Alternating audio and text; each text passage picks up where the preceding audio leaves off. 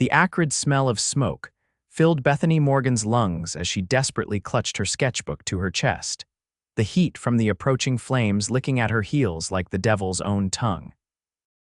The year was 1876, and what had begun as a peaceful afternoon sketching wildflowers on the Kansas prairie had transformed into a nightmare of fire and choking smoke that stretched across the horizon as far as her terrified eyes could see. Bethany had been so absorbed in capturing the delicate purple coneflowers swaying in the breeze that she hadn't noticed the telltale darkening of the sky until the wind shifted, carrying with it the unmistakable scent of burning grass. By then, the wall of flames was already visible in the distance, racing toward her faster than any horse could gallop. "Dear God," she whispered, the words barely audible as she gathered her skirts and began to run. The homestead was too far, at least 3 miles back, and the fire moved with unnatural speed, consuming the dry summer grass with voracious hunger. Her lungs burned as she pushed herself forward, knowing with growing certainty that she wouldn't outrun the flames.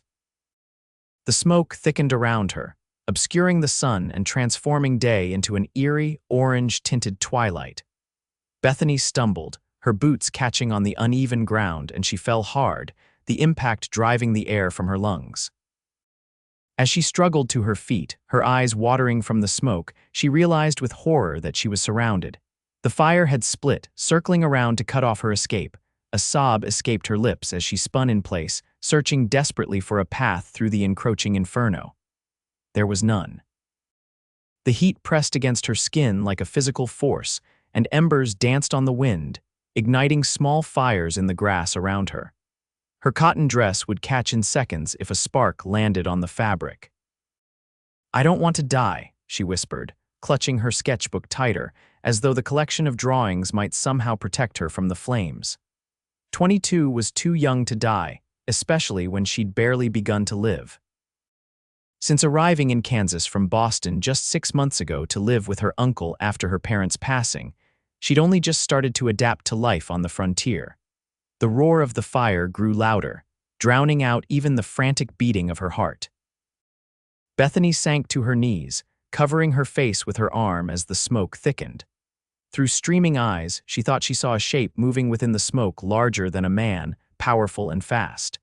Her oxygen-deprived mind conjured the image of Death himself, coming to claim her on his pale horse. But this horse was not pale. It was a magnificent chestnut stallion, and atop it sat not Death but a man, his form materializing through the billowing smoke like an apparition. He rode low over the horse's neck, a bandana covering the lower half of his face, his hat pulled down tight against the wind. Bethany could scarcely believe her eyes as the rider drove his horse directly through a gap in the flames, the animal's powerful muscles gleaming with sweat as it responded to its master's commands. The cowboy reined in beside her, and without a word, he leaned down, strong arm extending toward her. "Take my hand," he shouted above the roar of the fire, his voice deep and commanding despite being muffled by the bandana. Bethany didn't hesitate. She reached up, and in one smooth motion, he hauled her up behind him on the saddle. Her sketchbook tumbled to the ground, but she couldn't spare it a thought as she wrapped her arms around the stranger's solid torso. "Hold tight," he ordered, and she pressed herself against his back as he wheeled the horse around. The animal snorted, eyes rolling with fear at the encroaching flames, but it responded to its rider's confident handling. Bethany buried her face against the man's shoulder as he urged the horse forward, heading directly toward what appeared to be a solid wall of fire. She wanted to scream, to beg him to stop, but the words caught in her throat. Then they were through, the horse making a magnificent leap through a narrow gap where the flames burned lower. Heat seared her skin, and she felt the sickening smell of singed hair her own as they burst through to the other side. The cowboy didn't slow, pushing his mount to a gallop away from the pursuing inferno. Bethany clung to him, her entire body trembling with fear and relief. Minutes stretched into what felt like hours as they raced across the prairie, the sound of the fire gradually receding behind them. Only when they reached a shallow creek did the rider finally slow his exhausted horse. The animal waded into the water, steam rising from its overheated flanks, and only then did Bethany realize she was still clutching the stranger so tightly her fingers had cramped. He helped her slide from the saddle into the ankle-deep water, and she stumbled, her legs refusing to support her weight after the terror she'd endured. The cowboy caught her before she fell, strong hands gripping her upper arms until she found her balance. "Thank you," she gasped, looking up into the face of her rescuer as he pulled down the bandana. He was younger than she'd expected, perhaps 28 or 30, with a strong jaw darkened with several days' worth of stubble.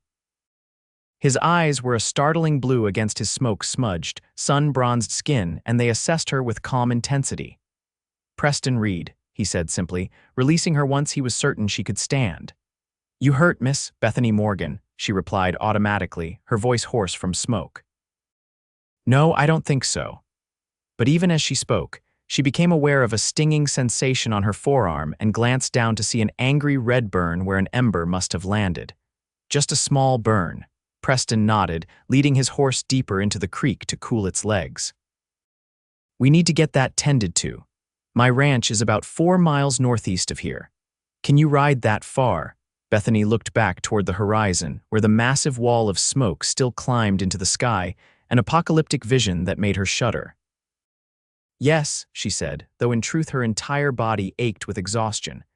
"I don't have much choice, do I?" Something that might have been a smile tugged briefly at the corner of his mouth. "No, madam, you don't." He moved back to her side, offering a canteen. "Drink slow, not too much at once." The water was warm, but felt like heaven on her parched throat. Bethany took small sips as instructed, studying her rescuer as he checked his horse for injuries. Preston Reid moved with the easy confidence of a man accustomed to hardship and self-reliance. His clothes were well worn but well-maintained, a chambray shirt rolled up at the sleeves, denim pants tucked into scuffed boots, and a leather vest that bore the marks of years of use. "Your homestead?" he asked as he took back the canteen. "Anyone waiting for you there?" "My uncle's place," Bethany replied. "About 3 miles south of where you found me. He's in town today with our hired man, not due back until tomorrow." The realization struck her suddenly: if the fire reached the homestead, everything would be destroyed, and Uncle William wouldn't even know until he returned. "Oh God, the farm, fire's moving east with the wind," Preston said, his voice matter-of-fact. "Your uncle's place should be safe unless the wind shifts. Nothing to be done about it now, either way." His pragmatism should have offended her, but instead, Bethany found it oddly comforting.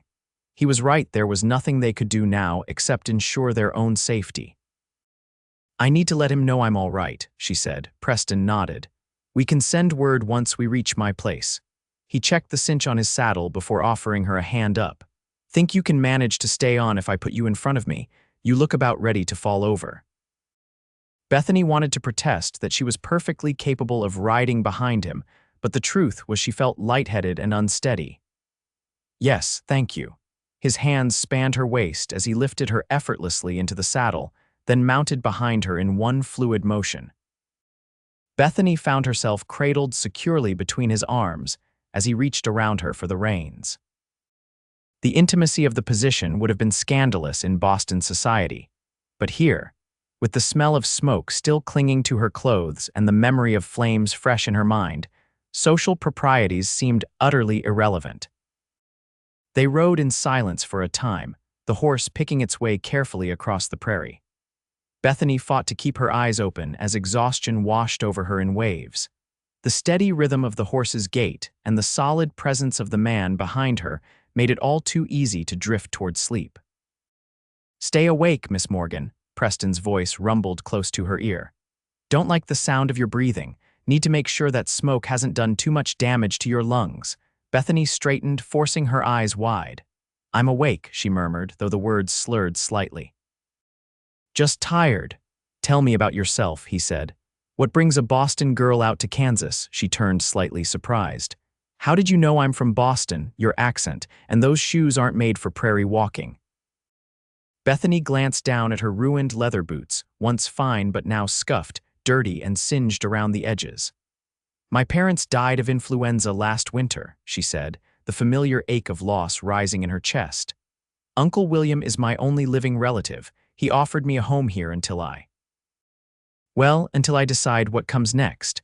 Preston made a sound of acknowledgement but offered no platitudes about her loss, for which she was grateful. "What were you doing out there alone?" "Drawing," she admitted, feeling suddenly foolish. "I've been sketching the local wildflowers.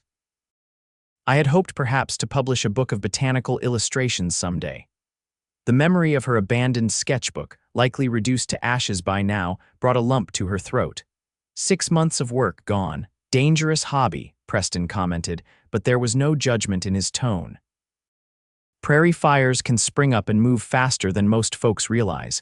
Wind's been driving this one hard." "I've never seen anything like it," Bethany shuddered. "It was terrifying. Nature reminds us who's in charge out here," he said simply. "Those of us who survive learn to respect it." They crested a gentle rise, and before them stretched a shallow valley. Nestled against the far side sat a modest but well-built ranch house with several outbuildings and corrals. Smoke from the distant fire created an eerie backdrop to the peaceful scene. "Reid Ranch," Preston said. "Not much, but it's home." As they drew closer, Bethany saw a figure emerge from one of the outbuildings, a tall, lean man who shaded his eyes against the sun as he watched their approach. "That's my foreman, Frank Miller," Preston explained. "Good man. Been with me since I started this place 5 years ago." Frank hurried toward them as they reached the main yard, his weathered face creased with concern. "Boss, we've been watching that fire line for hours. Thought you might have gotten caught when you didn't come back." "Nearly did," Preston replied, dismounting before reaching up to help Bethany down. Her legs buckled as her feet touched the ground, and both men moved to steady her. "Found Miss Morgan here surrounded by flames about 8 miles southwest. She needs tending to." Frank's eyes widened slightly as he took in Bethany's smoke, blackened appearance, and singed clothing. "Yes, sir. I'll get Martha." "Martha is Frank's wife," Preston explained as he guided Bethany toward the house with a supportive hand at her elbow. "She helps out with the cooking and such. She'll know how to treat that burn." The ranch house was simple but comfortable, with solid furniture and surprisingly clean floors. Preston led her to a chair at the kitchen table, and Bethany sank into it gratefully, her body finally giving in to the tremors that shock and exhaustion had kept at bay. Within minutes, a plump, middle-aged woman with kind eyes and flour-dusted hands bustled into the kitchen. "Lord have mercy," Martha exclaimed, immediately filling a basin with water from a pump at the sink. "You poor child, you look half dead." "Martha," Preston said with a warning tone, though there was a fondness in his voice that suggested long familiarity. "Well, she does," Martha insisted, bringing the basin to the table along with clean cloths and a jar of salve. "But we'll fix that right up." She turned to Preston. "You go see to that horse of yours. I'll take care of this young lady." Preston hesitated, his eyes meeting Bethany's for a moment. "I'll send someone to your uncle's place," he promised. "Let him know you're safe when he returns." "Thank you," Bethany said, suddenly overwhelmed by the events of the day and this stranger's kindness. "For everything." A brief nod was his only acknowledgement before he turned and left the kitchen, his spurs jingling softly against the wooden floor. Martha clicked her tongue as she gently cleaned the soot from Bethany's face and hands. "That man," she said, shaking her head. "Rides straight into a prairie fire without a second thought, but can't handle a thank you without running off." Despite her exhaustion, Bethany found herself curious.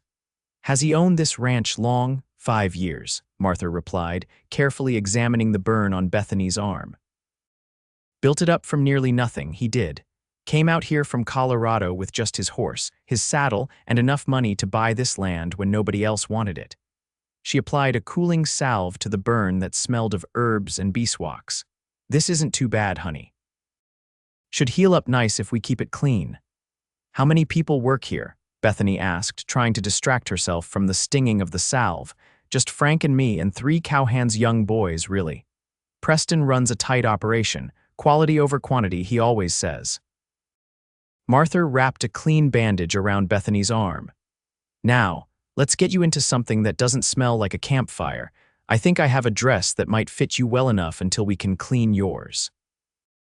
An hour later, Bethany sat on the front porch of the ranch house, dressed in a simple calico dress that was slightly too large but clean and comfortable. Martha had insisted she eat something, and the bowl of hearty beef stew had restored some of her strength.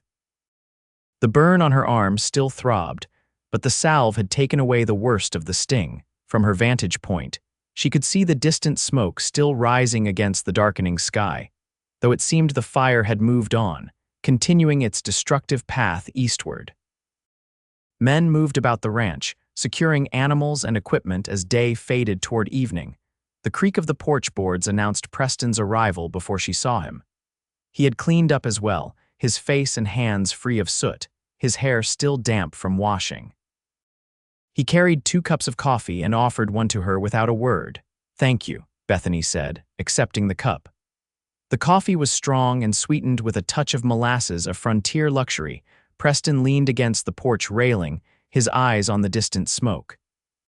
"Frank rode out to your uncle's place, left about an hour ago. He'll wait there until morning if needed to explain what happened." Relief washed over her. "That's very kind. I hate to think of Uncle William worrying. Least we could do." Preston sipped his coffee. "Martha says your burn isn't serious." "No, it's already feeling better." Bethany studied him over the rim of her cup. In the fading light, with his features relaxed, he looked younger, less severe. "Mr. Reid, Preston," he corrected. "Out here, formality doesn't mean much." "Preston," she amended. "I owe you my life if you hadn't come along when you did." He shook his head, cutting off her words. "Anyone would have done the same." "But they didn't," Bethany insisted. "You did. You risked your own life riding into that fire." A ghost of a smile touched his lips. "Wouldn't be the first foolish thing I've done." He straightened, changing the subject. "You're welcome to stay here until your uncle can come for you. The spare room is small, but it's clean." "Thank you. I wouldn't want to impose, but under the circumstances, no imposition." Preston looked back toward the smoke on the horizon. Fire like that changes things, reminds you what matters. He finished his coffee in one long swallow. "Get some rest, Miss Morgan. Tomorrow will be soon enough to figure out next steps." As he turned to go, Bethany called after him, "Bethany." "If I'm to call you Preston, then you must call me Bethany." He paused, looking back at her with an expression she couldn't quite read. "Bethany," he said, as if testing the name. Then with a slight nod, he disappeared back into the house, leaving her alone with her thoughts and the distant glow of the fire that had nearly claimed her life. That night, Bethany slept fitfully in the small but comfortable spare room. Nightmares of flames and choking smoke woke her several times, leaving her gasping and disoriented in the unfamiliar darkness. During one such awakening, she heard the soft creak of floorboards in the hall outside her door. Preston, she assumed, perhaps checking on her after hearing her cry out. The thought that he was near, standing guard in his own way, allowed her to eventually slip back into a deeper, more restful sleep. Morning arrived with the crowing of a rooster and the smell of coffee and bacon. Bethany dressed in her own clothes, which Martha had somehow managed to wash and press overnight, though the hem of her skirt still bore scorch marks that would never come out. When she entered the kitchen, she found Preston already at the table, studying what appeared to be ledgers while he absently ate his breakfast. He looked up as she entered, and for a brief moment, something warm flickered in his eyes before he schooled his features back to their usual calm reserve. "Morning," he said, rising slightly until she took a seat across from him. "Sleep well." "Well enough, thank you," Bethany replied, not wanting to admit to the nightmares. Martha placed a plate of eggs and bacon before her, along with a cup of coffee, and Bethany smiled gratefully at the woman. "Frank should be back soon," Preston said, returning to his ledgers. "Assuming your uncle returned to the homestead as expected." As if summoned by his words, the sound of approaching horses drew their attention. Preston moved to the window, his expression revealing nothing as he looked out. "Looks like Frank's back with an older gentleman. Your uncle, I'd wager." Bethany's heart leapt with relief as she hurried to join Preston at the window. Sure enough, Frank was riding into the yard alongside Uncle William, whose normally neat appearance was disheveled from what must have been a rushed journey. She was out the door before Preston could say another word, hurrying across the yard despite the protest of her still aching body. "Uncle William," Her uncle dismounted with surprising agility for a man in his 60s, catching her in a fierce embrace as she reached him. "Bethany, thank God," he murmured against her hair. When I returned and Frank told me what happened, he pulled back, examining her face with worried eyes. "Are you truly all right?" "I am," she assured him, though her voice wavered slightly. "Thanks to Mr. Reid. He saved my life, Uncle." William turned as Preston approached, extending his hand with solemn gratitude. "Mr. Reid, I cannot begin to express my thanks for what you've done. Frank has told me how you rode into the fire to rescue my niece." Preston accepted the handshake with a nod. "Any man would have done the same, Mr. Morgan. Few would have had the courage," William countered, "or the skill to accomplish it. You have my eternal gratitude."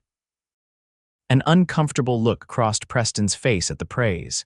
"You and your niece are welcome to rest here before heading back. The fire spared your property from what Frank tells me." "Yes, mercifully it passed well to the east of us," William confirmed.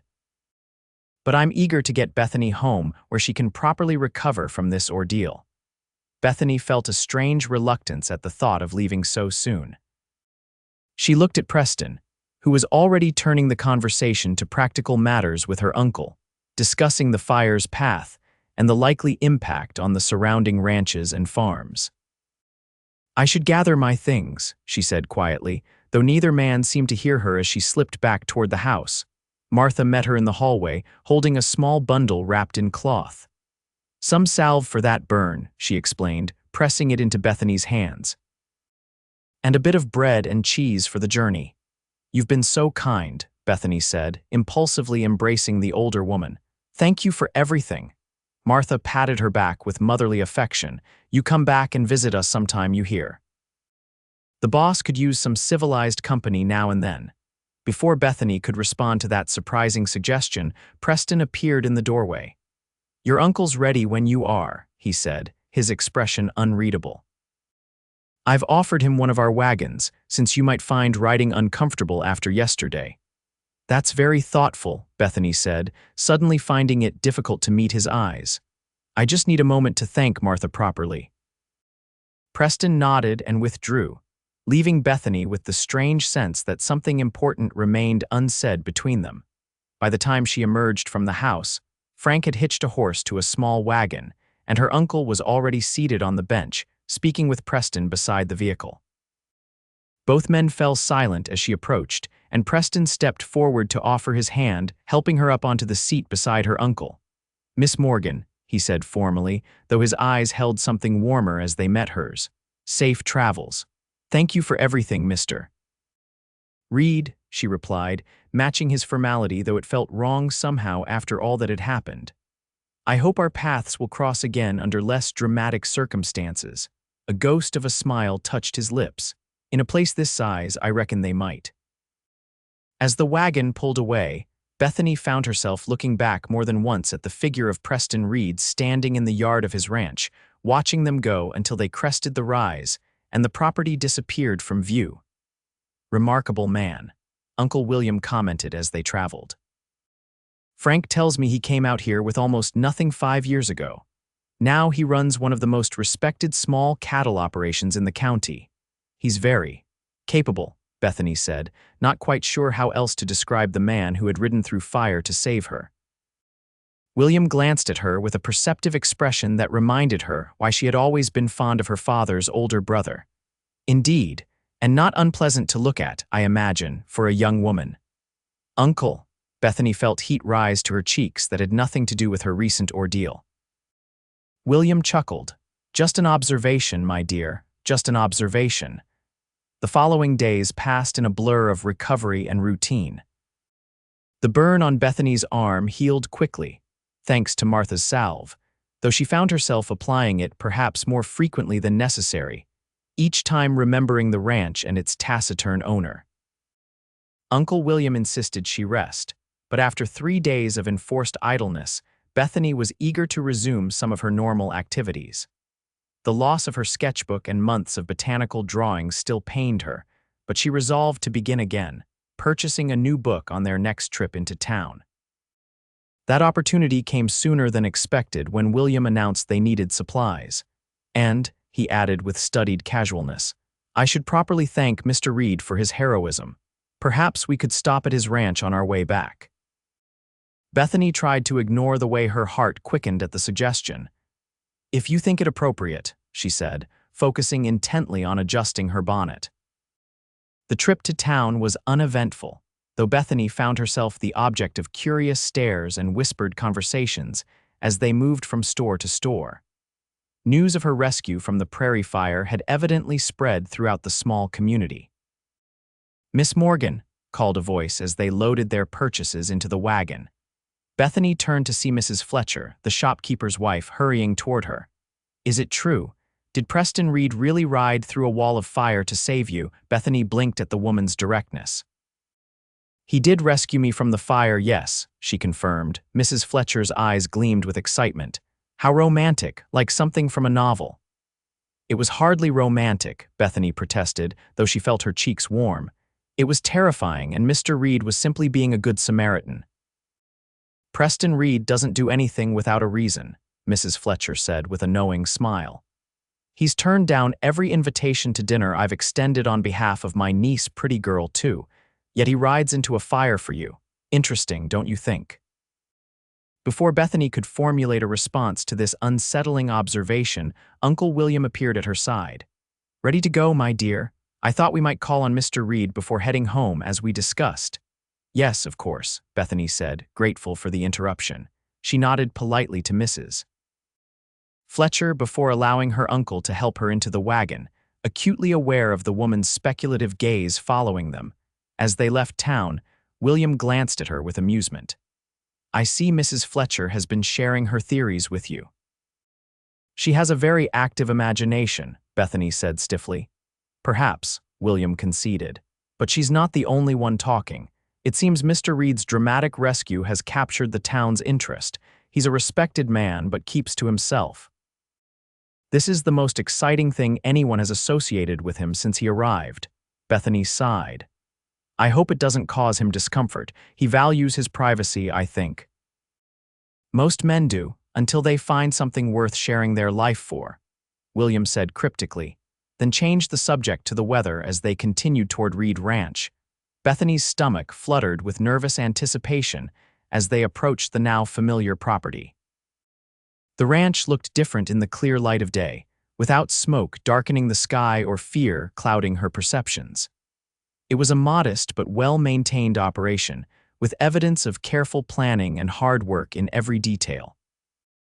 As they pulled into the yard, Frank emerged from one of the barns, recognition lighting his weathered face. "Mr. Morgan, Miss Morgan," he greeted them, taking the horse's reins as they halted. "Good to see you looking so well, miss." "Thank you, Frank," Bethany smiled. "Is Mr. Reid available?" "We wanted to thank him properly." "He's out checking the north pasture," Frank replied. "Should be back soon if you'd like to wait. Martha would be pleased to see you." "We'd be delighted," William said before Bethany could respond. "We brought a few things from town as a small token of our appreciation." Frank led them to the house, where Martha welcomed them with genuine pleasure, insisting they stay for coffee and the apple pie she just removed from the oven. The kitchen was warm and fragrant, and Bethany found herself relaxing as she helped Martha serve the pie while Uncle William and Frank discussed the aftermath of the fire. The sound of boots on the porch announced Preston's arrival before he appeared in the doorway. He stopped short at the sight of the visitors, surprise evident in his expression for a brief moment before his features settled into their usual calm reserve. "Mr. Morgan," he nodded, removing his hat. "Miss Morgan." His eyes lingered on Bethany just long enough to send a flush of warmth through her before he turned to hang his hat on a peg by the door. "Mr. Reid." William rose to shake his hand.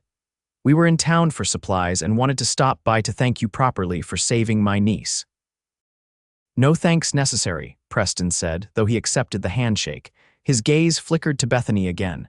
"You're looking well." "I am, thank you," she replied, acutely aware of Martha's interested observation of their interaction. "Your wife's salve worked wonders on my burn." Preston's brow furrowed in momentary confusion before understanding dawned. "Martha isn't my wife," he corrected. "She's Frank's wife, as I mentioned." "Oh, I'm sorry," Bethany said, embarrassed by her mistake. "I must have misunderstood." Easy enough confusion, Martha said cheerfully, placing a piece of pie in front of Preston. Though anyone who knows this one understands he's too ornery to be married, can't imagine the woman who'd put up with him. Martha, Frank said with mild reproof, though there was amusement in his tone. Preston ignored the banter, focusing instead on William. How did your property fare after the fire? The conversation turned to practical matters: the fire's impact on local farms and ranches, the condition of the grazing land, the likelihood of rain.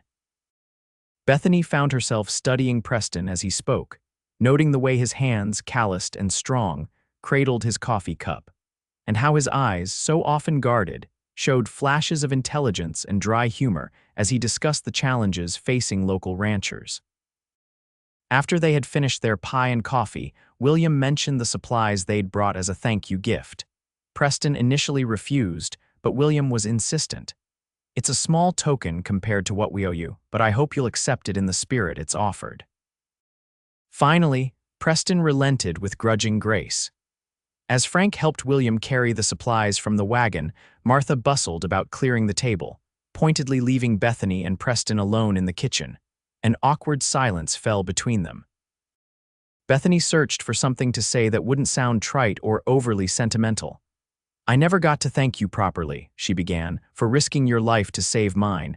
Preston's expression softened almost imperceptibly. You've thanked me enough. Have I? Bethany challenged gently. You rode through fire for a stranger. That deserves more than a few words of gratitude. It wasn't. Preston stopped, seeming to reconsider his words. I didn't think about it. I just saw you there, surrounded by flames, and did what needed doing. That makes it even more remarkable, Bethany said, that your instinct was to help regardless of the danger to yourself. Preston looked uncomfortable with her praise. How's your arm? He asked, clearly changing the subject. Bethany allowed the diversion. Almost completely healed, she said, pushing up her sleeve slightly to show him the fading mark. Martha's salve is miraculous. Preston nodded, his eyes lingering on her arm longer than necessary before he met her gaze again. I'm glad, he said simply. The words carried more weight than their simplicity suggested. The moment stretched between them, charged with something Bethany couldn't quite name. Then William's voice sounded from outside, calling her name, and the connection broke. Your uncle's ready to leave, Preston said, rising from his chair.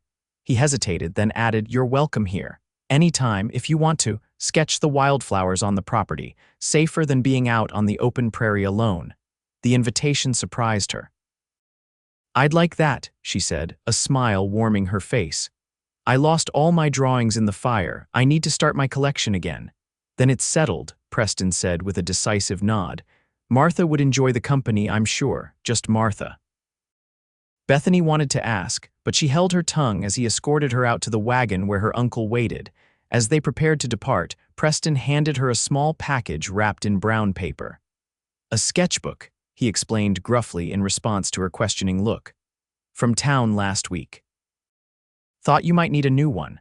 Bethany accepted the gift with stunned gratitude, touched beyond words by the thoughtfulness of this supposedly ornery man. Thank you, she managed, her voice thick with emotion. This means more than you know. Something flickered in Preston's eyes, a warmth that belied his reserved demeanor. Until next time, Miss Morgan. Until next time, she echoed, holding his gaze until William clicked to the horse and the wagon began to move. As they pulled away, Bethany clutched the sketchbook to her chest, much as she had held her old one during the fire. But this time, instead of fear, her heart was filled with a tentative hope and a growing certainty that she would indeed return to Reid Ranch very soon. True to his word, Preston welcomed Bethany whenever she visited the ranch to sketch the wildflowers and grasses that grew in abundance on his property. At first, she came with Uncle William, maintaining propriety, but as the weeks passed and her visits became more frequent, she occasionally arrived alone, usually finding Martha eager for her company and Preston mysteriously busy with ranch work that nonetheless kept him in sight of wherever she chose to set up her easel. July faded into August, and Bethany's new sketchbook filled with carefully rendered illustrations of prairie flowers and grasses. Sometimes Preston would join her briefly, offering names for plants she couldn't identify, not the Latin classifications she had learned in Boston, but the practical, often colorful names used by cowboys and settlers. Blue-eyed grass, prairie smoke, devil's claw. On one particularly pleasant afternoon in late August, Bethany sat beneath the shade of a cottonwood tree near the creek that ran along the eastern edge of Preston's property. She was so absorbed in capturing the delicate structure of a wild columbine that she didn't hear his approach until his shadow fell across her paper. "You have a real gift," Preston said, his voice startling her from her concentration. Bethany looked up, shading her eyes against the sun. "Thank you. It's easier when the subject is so beautiful." Preston's gaze lingered on her face rather than the drawing. "Yes," he agreed, the single word carrying a weight that made her cheeks warm. He cleared his throat and gestured to the space beside her. "Mind if I join you for a bit?" "Please," she said, shifting slightly to make room for him on the blanket she'd spread beneath the tree. Preston sat with the easy grace of a man comfortable in his body, stretching his long legs out before him. He removed his hat, running a hand through hair that had grown a bit too long, curling slightly at the nape of his neck. "Your book's almost full," he observed, nodding toward the sketchbook where only a few blank pages remained. "Yes," Bethany smiled, tracing the edge of the paper with her fingertip. "I'm not sure if I should start a new one or try to organize these for my book idea." The botanical guide, Preston remembered, surprising her. She had mentioned the idea only once, shortly after her rescue. "Yes. Though I'm not sure if anyone would publish it. Botanical guides are usually written by men with scientific credentials." Preston considered this, his brow furrowing slightly. "Seems to me the plants don't much care who's drawing them, so long as the drawings are true." He glanced at her sketches again. "And yours are more than true, they show the life in them. Don't see why that shouldn't count for something." His simple faith in her ability warmed Bethany more than the summer sun. "Thank you," she said softly. "That means a great deal coming from you." Preston looked momentarily puzzled. "From me? I don't know anything about art or publishing." "No, but you know about building something from nothing, about pursuing a vision when others might doubt it could succeed." Bethany had heard enough about Preston's early struggles with the ranch to understand the parallels. "It's not so different, really." A slow smile spread across Preston's face, transforming his usually serious expression.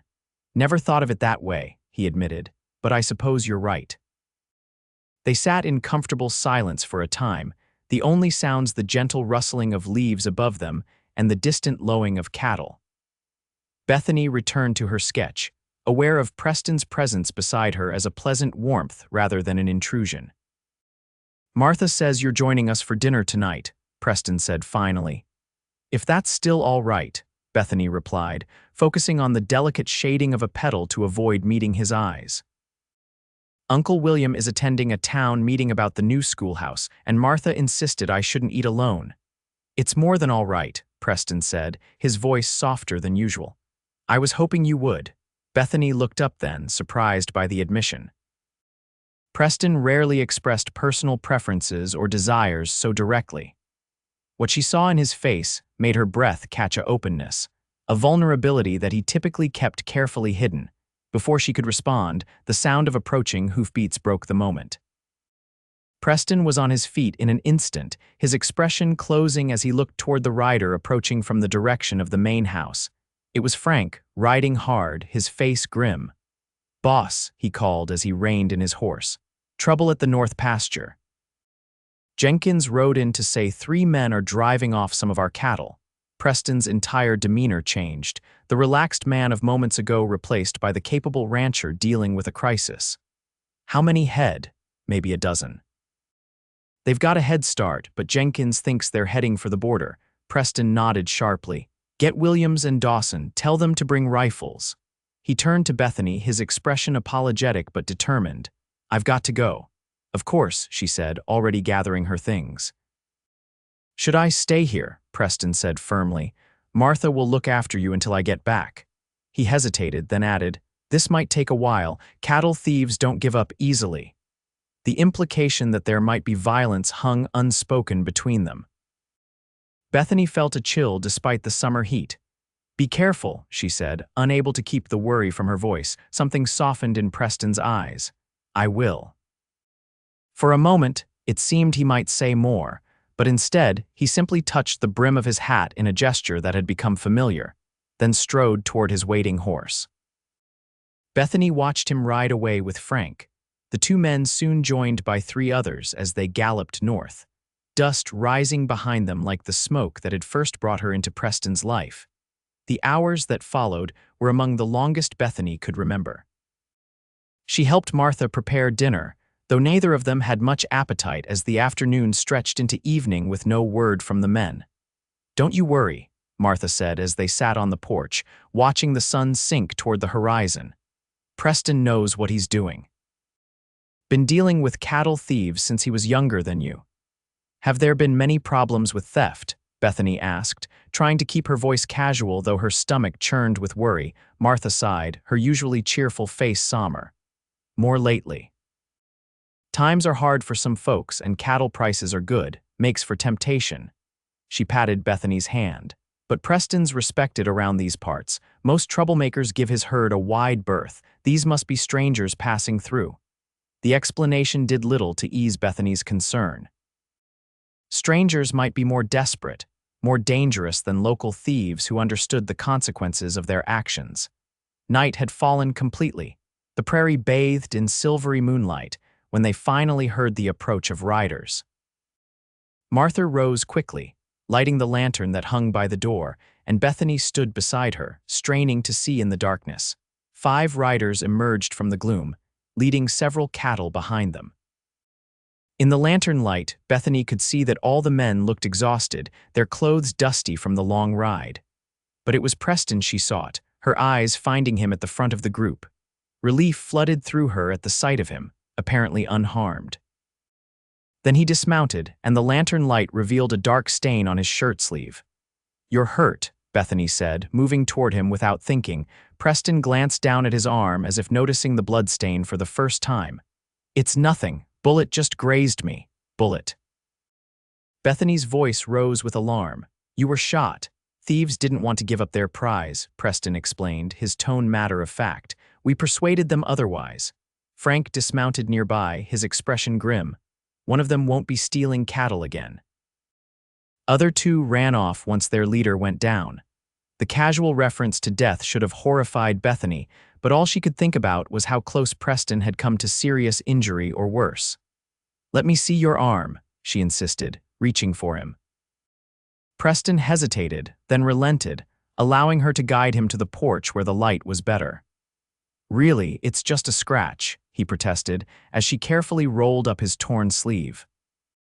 The wound was indeed relatively minor, an angry furrow across his upper arm where the bullet had torn through flesh without embedding itself. Still, it had bled significantly and needed cleaning to prevent infection. Martha, could you bring hot water and bandages? Bethany asked, her nurses training from the Boston hospital where she had volunteered taking over. And whiskey if you have it. I'm fine, Preston insisted, though he didn't pull away from her touch. You will be once this is properly cleaned and bandaged, Bethany replied firmly. Bullet wounds can fester if not treated correctly. Preston studied her face in the lantern light, something like admiration flickering in his eyes.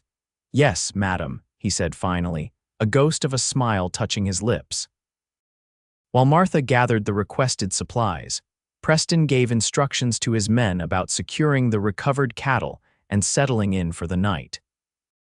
By the time Bethany began cleaning his wound, they were alone on the porch, the soft murmur of Martha moving about in the kitchen the only sound besides the chorus of night insects. This will sting, Bethany warned as she poured whiskey over the wound. Preston didn't flinch, though she knew the alcohol must have burned like fire.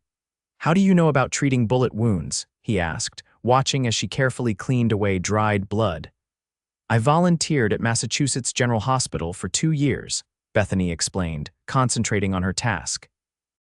After my mother died, I wanted to do something useful. I learned a great deal there.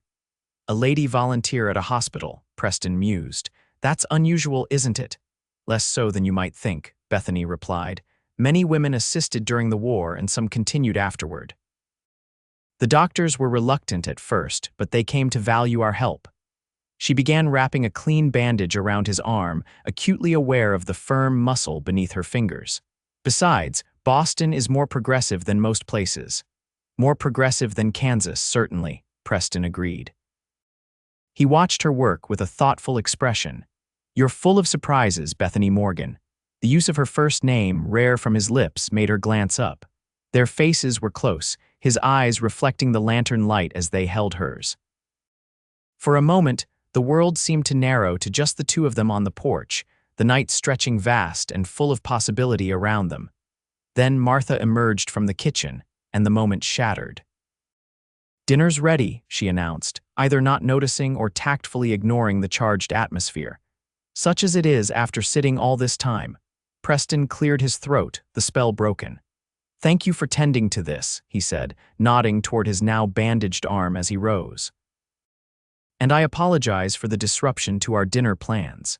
"There's nothing to apologize for," Bethany assured him, gathering the medical supplies.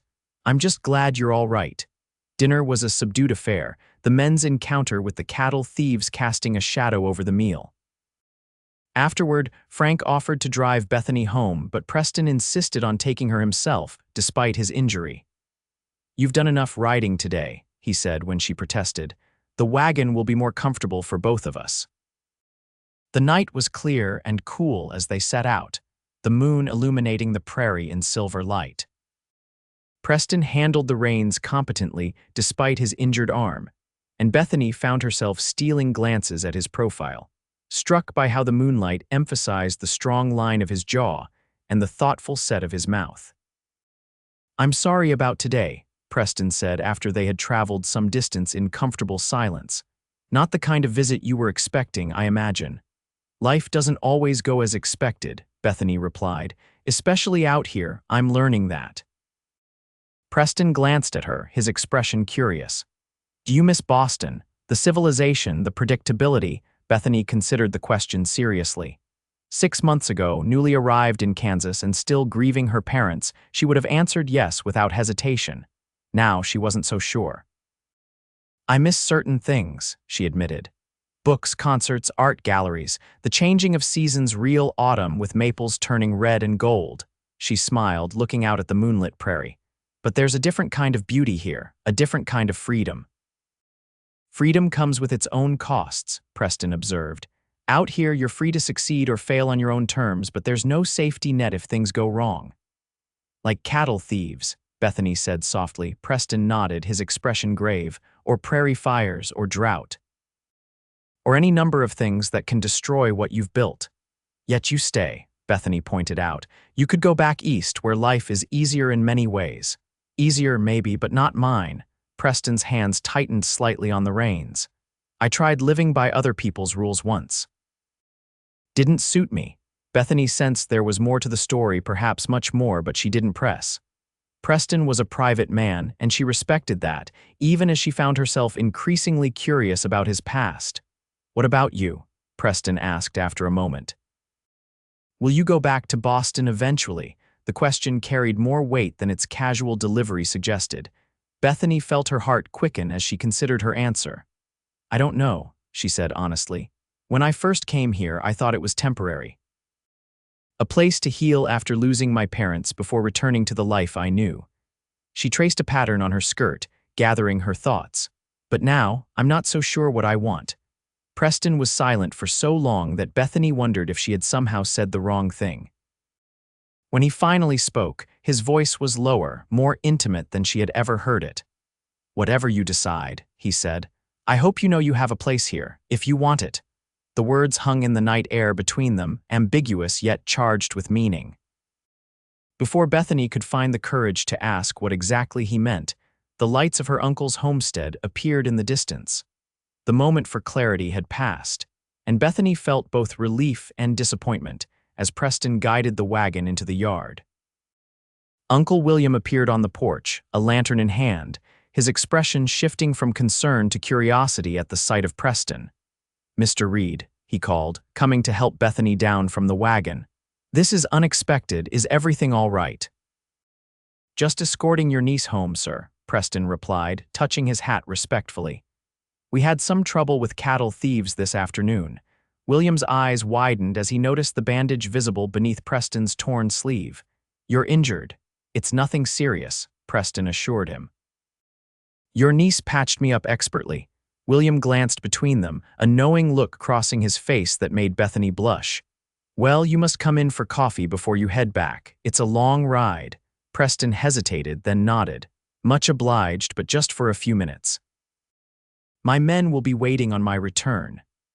As her uncle led the way into the house, Bethany found herself walking beside Preston, close enough that their hands brushed momentarily.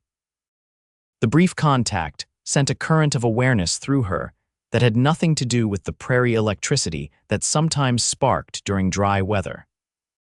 For a man who had ridden into fire to save her, who had faced down cattle thieves without flinching, Preston seemed almost nervous as he accepted a cup of coffee from her uncle. The realization that he might be as affected by her presence as she was by his gave Bethany a curious sense of power and vulnerability all at once. The visit was brief, as Preston had promised. As he prepared to leave, he paused on the porch, turning to Bethany with an expression she couldn't quite read in the dim light. That offer still stands, he said quietly, to visit the ranch for your sketching. I'd like that, Bethany replied, equally soft. Perhaps next week if my uncle can spare me, Preston nodded, seeming satisfied with her answer. Until then, Miss Morgan. Until then, Mr. Reid. As she watched him drive away, Bethany was aware of her uncle's thoughtful gaze on her face. Interesting man, Preston Reid, William commented as they went back inside. Not one for many words, but those he speaks carry weight. Yes, Bethany agreed, unable to keep a certain warmth from her voice. They do. William studied her for a moment, then smiled slightly. I think perhaps I should find more reasons to attend town meetings in the coming weeks. Bethany blushed, but didn't contradict him. The thought of more time alone with Preston, without the well-meaning but watchful presence of her uncle, sent a thrill of anticipation through her that she wasn't quite ready to examine too closely. September brought cooler temperatures and a subtle shifting of the prairie landscape as summer's lush greens began to yield to the golden hues of autumn. Bethany continued her visits to Reid Ranch, sometimes accompanied by Uncle William, but increasingly alone as her uncle found various reasons to be elsewhere. On one such visit in mid-September, Preston surprised her by suggesting they ride to a part of his property she hadn't yet seen. There's a stand of cottonwoods by the creek that turns earlier than the rest, he explained. Thought you might want to sketch them before the leaves are gone. Bethany accepted eagerly, both for the artistic opportunity and for the chance to spend more time in Preston's company. He had grown less reserved with her in recent weeks, occasionally sharing stories from his years building the ranch or his earlier life as a cowhand on larger cattle operations. He still rarely spoke of his life before coming west, but Bethany sensed that barrier slowly eroding. They rode side by side, Bethany on a gentle mare Preston kept specifically for visitors, following a winding path that led away from the main ranch buildings and deeper into his property. The day was perfect crisp, but not cold, the sky an impossible blue that seemed unique to the prairie autumn. It's beautiful here, Bethany said as they crested a small rise that offered a view of the rolling grassland stretching toward distant hills. So different from what I imagined when I first came west. Preston glanced at her curiously. What did you imagine? Flat, barren wasteland, Bethany admitted with a laugh. Boston friends who had never been west of the Mississippi warned me I was heading to a cultural desert filled with uncivilized people and dangerous Indians. A smile tugged at the corner of Preston's mouth. And what do you think now? That they were wrong, Bethany said simply, about all of it. The land is beautiful in its own way, different from New England certainly, but no less worthy of appreciation. And as for the people, she hesitated, then continued with quiet conviction, I've found them to be extraordinary. Preston's eyes held hers for a moment, something warm and unguarded in his gaze before he looked away, directing her attention to a grove of trees in the distance. There, he said, those are the cottonwoods I mentioned. As they drew closer, Bethany gasped in delight. The trees stood in a small cluster beside a bend in the creek, their leaves a brilliant gold against the blue sky, some already drifting down to create a carpet of sunshine on the ground beneath. "Oh, it's perfect," she breathed, dismounting before Preston could help her. She stood transfixed, already mentally composing the sketch, calculating how she might capture the play of light through the golden canopy. Preston secured the horses to a nearby branch, watching her with evident pleasure. "Thought you'd approve," he said, a note of satisfaction in his voice. "Found this spot my first year here. Come here sometimes when I need to think." The admission touched Bethany deeply. That he would share such a personal retreat with her seemed significant in a way she couldn't quite articulate. "Thank you for bringing me," she said softly. They settled beneath the largest cottonwood, Bethany with her sketchbook and pencils, Preston leaning comfortably against the trunk beside her. For a time, the only sounds were the gentle rustling of leaves overhead, the soft murmur of the creek, and the scratch of Bethany's pencil on paper. "May I see?" Preston asked after she had been working for some time. Bethany hesitated. She rarely showed her work in progress but handed him the sketchbook. Preston studied the drawing with careful attention, his expression thoughtful. "You've captured it," he said finally. "Not just how it looks, but how it feels to be here."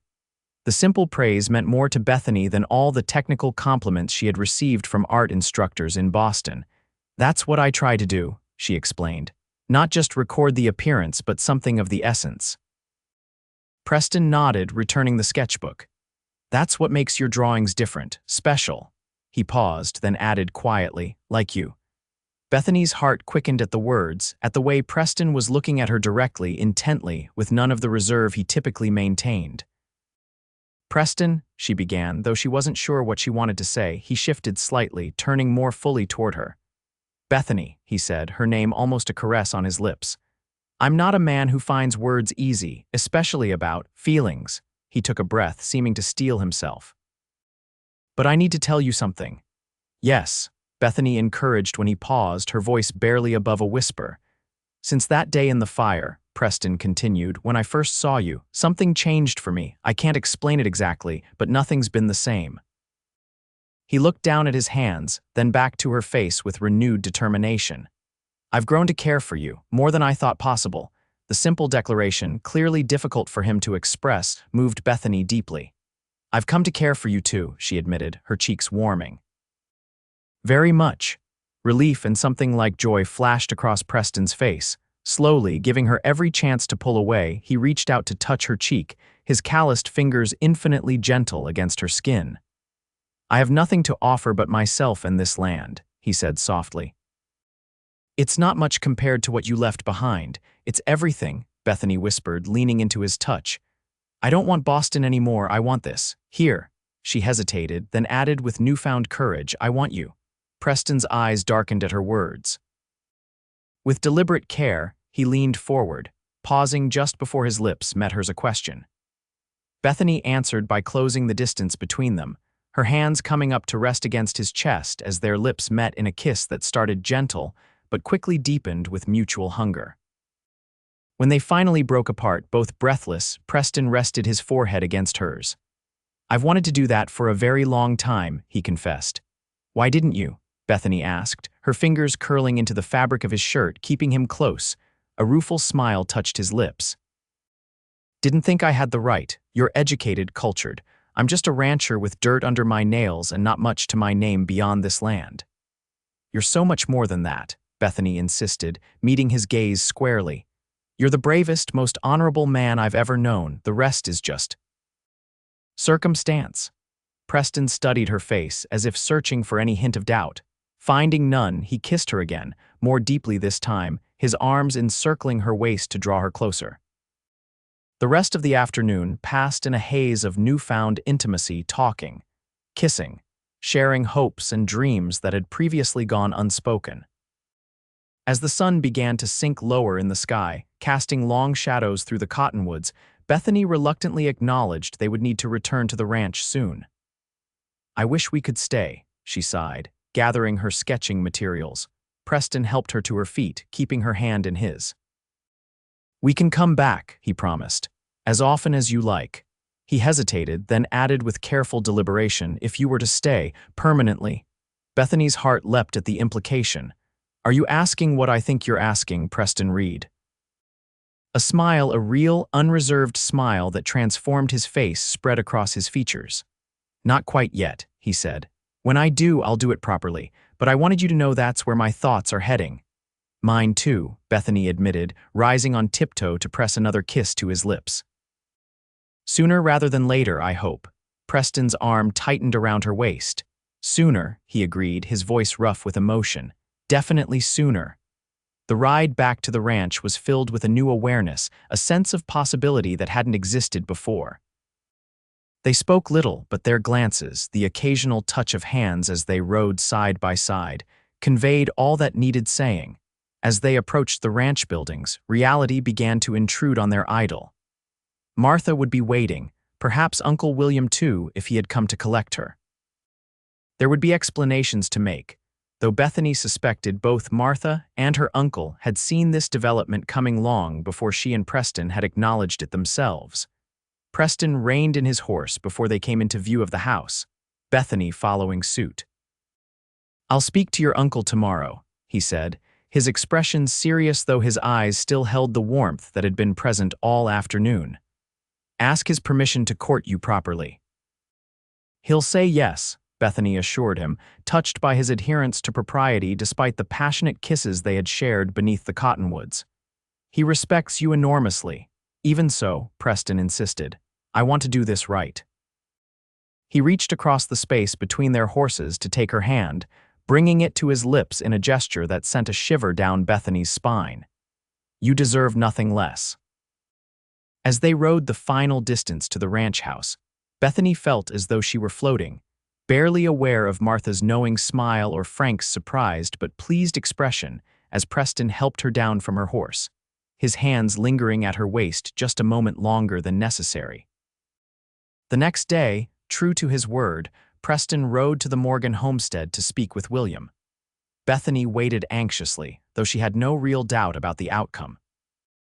Her uncle had made his approval of Preston clear on numerous occasions, and Bethany suspected he had been hoping for just such a development. When Preston returned that evening, his expression as he dismounted told Bethany everything she needed to know even before he reached her on the porch where she waited.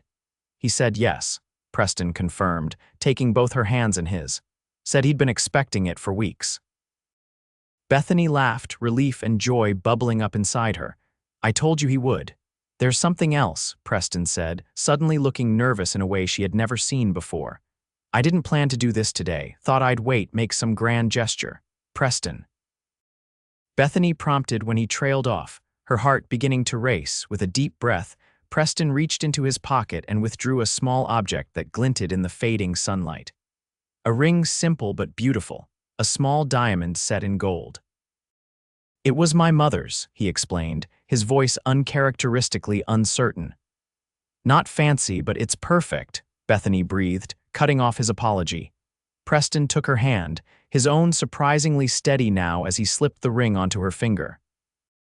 "Bethany Morgan," he said, his eyes never leaving hers, "will you marry me? Share my life, my home, my name?" "Yes," Bethany answered without hesitation, joy making her voice tremble. "Yes, with all my heart." The kiss that followed sealed their promise, and as Preston lifted her off her feet in an uncharacteristic display of exuberance, Bethany felt as though her heart might burst with happiness. From the tragedy of the Prairie fire had come this unexpected gift, a love she had never imagined finding, a future brighter than any she had dared to dream. 6 weeks later, on a crisp October morning with the prairie ablaze in autumn colors, Bethany Morgan became Bethany Reid in a simple ceremony at the small church in town. Martha had helped her sew a wedding dress of ivory silk, a luxury Preston had insisted on ordering from Kansas City despite Bethany's protests that something simpler would do.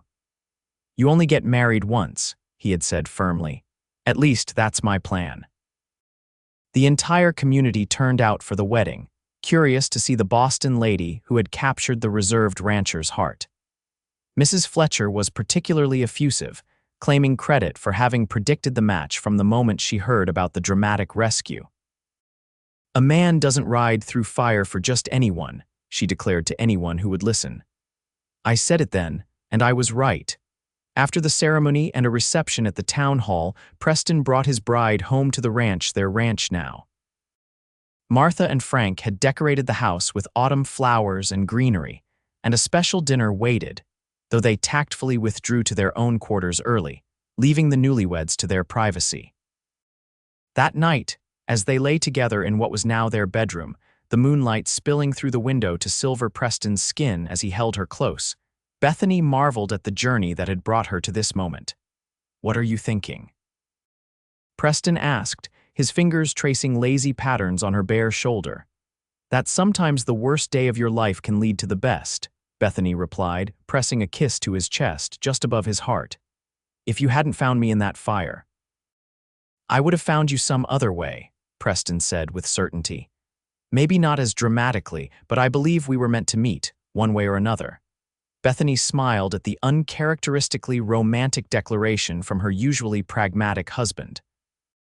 "Why Preston Reid?" she teased gently. "I do believe there's a poet hidden beneath that cowboy exterior." He laughed, pulling her closer.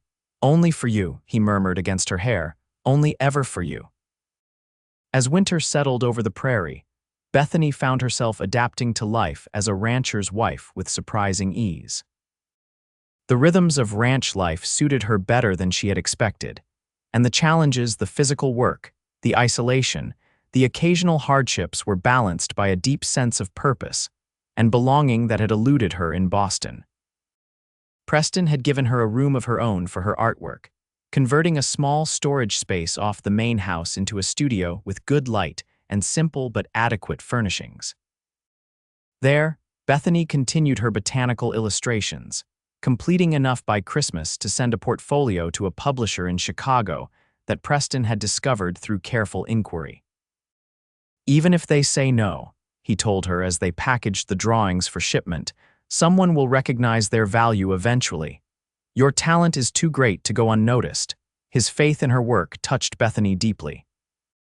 In Boston, her artistic pursuits had been viewed as a suitable hobby for a young lady, but not as a serious endeavor worthy of publication.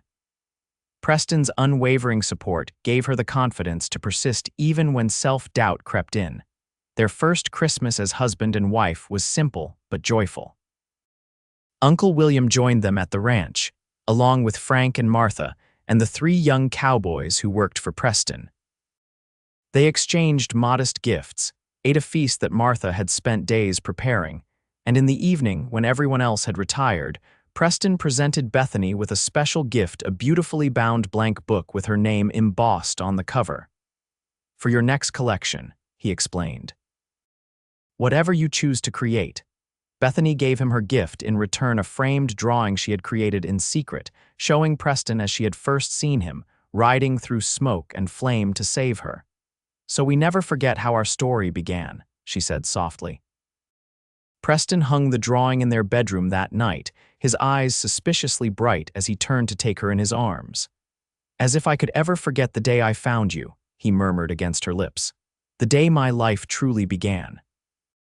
January brought heavy snows that isolated the ranch for weeks at a time. Far from finding the confinement difficult, Bethany treasured the quiet days and long evenings spent with Preston, getting to know each other more deeply, building the foundation of their life together. They read aloud to each other by lamplight, played chess, which Bethany usually won, and made plans for the ranch's future. "I've been thinking about expanding," Preston said one snowy evening as they sat before the fire. "Not just more cattle, but perhaps horses, quality stock for breeding." "You've always had a way with horses," Bethany agreed, remembering how magnificently his chestnut stallion had responded during her rescue. "You understand them." "It would mean more investment, more risk," Preston cautioned, "but potentially more reward as well." "I trust your judgment," Bethany said simply, "and I'll support whatever you decide." Preston studied her face in the firelight, his expression thoughtful. "You know, when I first came here, all I wanted was a piece of land that was mine. Somewhere I could make my own decisions, answer to no one but myself." He reached for her hand, entwining their fingers. Now I find I'm happier sharing those decisions, that land, that life with you. In February, a letter arrived from the Chicago publisher, expressing interest in Bethany's botanical illustrations and requesting more samples, particularly of spring wildflowers when they emerged. Bethany could scarcely contain her excitement as Preston read the letter aloud, his pride in her achievement evident in his voice. "They want to publish a book," she said wonderingly, "an actual book with my name on it." "Of course they do," Preston replied, as if there had never been any doubt. "I told you your talent would be recognized." That night, as they celebrated her news with a special dinner Martha insisted on preparing, Bethany felt a strange sensation of fluttering in her stomach that had nothing to do with excitement over the publisher's letter. She had felt it occasionally over the past few weeks, but had attributed it to the rich foods of the holiday season. Now, as it happened again, stronger this time, a suspicion began to form in her mind. She had missed her monthly courses twice now, something she had also explained away due to the changes in her life, the different diet, the physical demands of ranch living. But perhaps there was another explanation entirely. Bethany said nothing to Preston that night, wanting to be certain before sharing her suspicion. But the next day, she sought out Martha, whose experience as a mother to 3 children, now grown and living in various parts of the West, might confirm what Bethany increasingly believed to be true. Martha listened to her symptoms with a knowing smile, then patted her hand. "I'd say you can expect a new arrival at Reid Ranch come late summer," she confirmed. "Probably August by my reckoning." That evening, when Preston returned from checking on a pregnant mare in the barn, Bethany met him on the porch with barely contained excitement. "I have news," she said, taking his cold hands in her warm ones. Preston's brow furrowed slightly. "From the publisher again." "No," Bethany smiled, guiding his hand to rest against her still flat stomach. "From me. We're going to have a baby, Preston, in August." For a moment, Preston stood frozen, his expression one of stunned disbelief. Then, with a sound that was half laugh, half sob, he gathered her into his arms, lifting her off her feet and spinning her in a circle that made Bethany laugh with delight. "A baby," he repeated when he finally set her down, his hands cradling her face with infinite tenderness. "Our baby." The wonder in his voice, the joy and love shining in his eyes, told Bethany everything she needed to know about how he felt about this unexpected blessing. Any lingering fears she might have had about the challenges of bringing a child into the world so far from the medical facilities of Boston vanished in the face of Preston's absolute happiness. Spring brought new life to the prairie wildflowers emerging from the thawing ground, calves being born, and the gradual swelling of Bethany's belly as their child grew within her. Preston became almost comically protective, trying to prevent her from any activity he deemed too strenuous, despite Martha's assurances that moderate work was healthier for a pregnant woman than excessive rest. "I carried all 3 of my babies while working a farm," Martha reminded him when he objected to Bethany helping in the vegetable garden. "Women have been having babies since the beginning of time, most of them while continuing to work hard every day." Preston reluctantly conceded the point, but Bethany often caught him watching her with a mixture of love and concern that made her heart swell with affection for this strong man who had revealed himself to be so tender-hearted when it came to those he loved. As her pregnancy progressed, Bethany continued her botanical illustrations, now focusing on the spring wildflowers the publisher had requested. Preston often accompanied her on short excursions to sketch, never letting her venture far from the ranch alone, a caution Bethany understood given their history with the Prairie fire.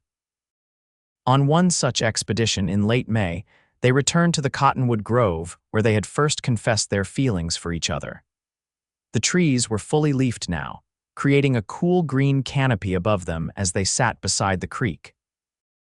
Bethany, now visibly pregnant at 5 months, leaned back against Preston's chest as he sat behind her, his arms wrapped protectively around her, his hands resting on the swell of their child. "I've been thinking about names," Bethany said, covering his hands with her own. "What do you think about William for a boy after my uncle? Or perhaps James after your father?" Preston was quiet for a moment, his chin resting on her shoulder. Both good names, he agreed. And for a girl, I thought perhaps Elizabeth, after my mother, Bethany suggested. We could call her Beth or Eliza. Elizabeth Reid, Preston tested the name. It has a nice sound. He hesitated, then added, what about Rose as a middle name, after my mother? Bethany turned slightly to see his face. Preston rarely spoke of his parents, who had both died before he came west. Elizabeth Rose Reid, she said softly. It's beautiful. A smile touched Preston's lips. Then it settled. William James for a boy, Elizabeth Rose for a girl. As they sat together beneath the cottonwoods, planning for their child's future, Bethany felt a profound sense of rightness, of belonging. This land that had once seemed so foreign, so harsh, had become home. This man, once a stranger who had ridden through fire to save her, had become the center of her world. The summer of 1877 was unusually hot and dry, bringing back memories of the previous year's devastating fire. Extra precautions were taken throughout the region. Fire breaks cleared, water barrels kept full, constant vigilance maintained. Preston worked from dawn until dusk alongside his men, determined to protect what he had built, what now meant more than ever with a child on the way. August arrived with no relief from the heat. Bethany, now in her final month of pregnancy, found the temperature especially difficult to bear. Martha did what she could to keep the house cool, hanging wet sheets in the windows, bringing in ice wrapped in sawdust from the ice house, preparing cool drinks and light meals that wouldn't add to the oppressive heat. The baby will come soon, Martha assured her as Bethany rested in the relative coolness of the bedroom during the hottest part of the day. First babies often come a bit early, especially in weather like this. Martha's prediction proved accurate. On the evening of August 12th, as a welcome thunderstorm finally broke the heat, Bethany felt the first contractions begin. By midnight, there was no doubt that the baby was coming. Preston sent one of the cowhands racing through the rain to fetch the midwife from town while Martha prepared the bedroom for the birth. The labor progressed steadily through the night, with Bethany drawing on reserves of strength she hadn't known she possessed. Preston stayed with her despite Martha's initial suggestion that he wait outside as was customary for men during childbirth. I'm not leaving her, he had said with quiet determination, and after one look at his face, Martha hadn't argued further. As dawn broke, painting the rain-washed prairie in gold and rose, Elizabeth Rose Reid entered the world with a lusty cry that brought tears to her father's eyes. Preston, who had held Bethany's hand through every contraction, every push, stared in wonder at the tiny red-faced infant Martha placed in his arms after checking that all was well. She's perfect, he whispered, cradling his daughter with hands that suddenly seemed too large, too rough for such a delicate task. Bethany, she's absolutely perfect. Exhausted but radiant, Bethany watched her husband hold their child, his expression a mixture of awe, terror, and pure love that she knew she would remember for the rest of her life. She is, Bethany agreed, reaching out to touch the downy hair on their daughter's head. Hello, Elizabeth. The weeks that followed were a blur of sleepless nights and joyful discoveries, as they adjusted to life with an infant. Preston proved to be a devoted father, willing to walk the floor with Elizabeth when she was fussy, changing diapers without complaint, watching in fascination as Bethany nursed their daughter. I never knew I could love someone so much, he confessed one night as they stood together beside Elizabeth's cradle, watching her sleep. It terrifies me sometimes. Bethany leaned against him, understanding exactly what he meant. I know, but it's worth it, isn't it? Even with the fear.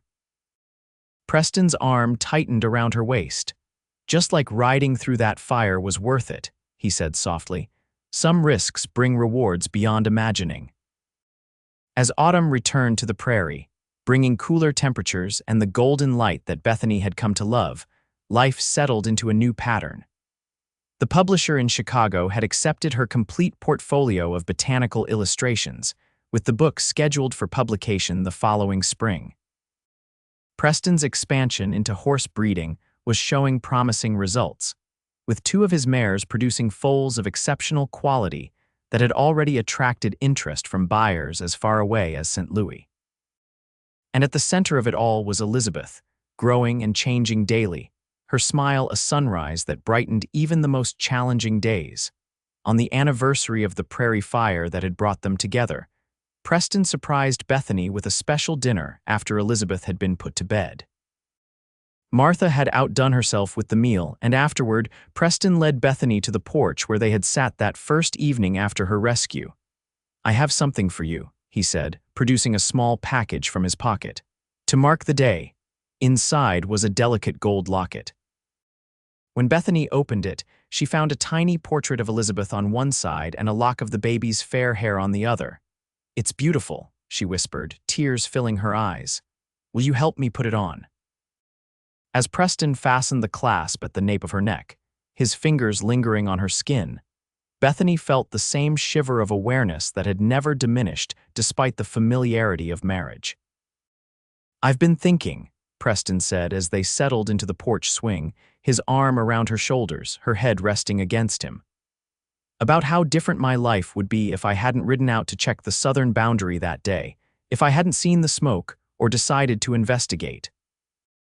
"We might never have met," Bethany acknowledged, her hand coming up to touch the locket that now rested against her heart. "Or we might have met some other way," Preston mused.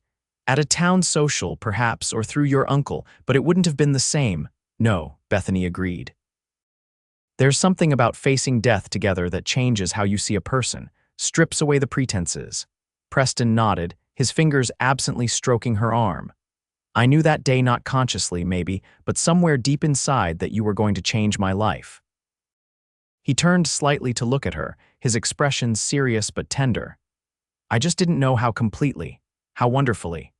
Bethany reached up to touch his face, tracing the lines that a year of smiling more frequently had begun to etch beside his eyes. "The fire nearly took my life," she said softly, "but in a way it also gave me a new one, a better one."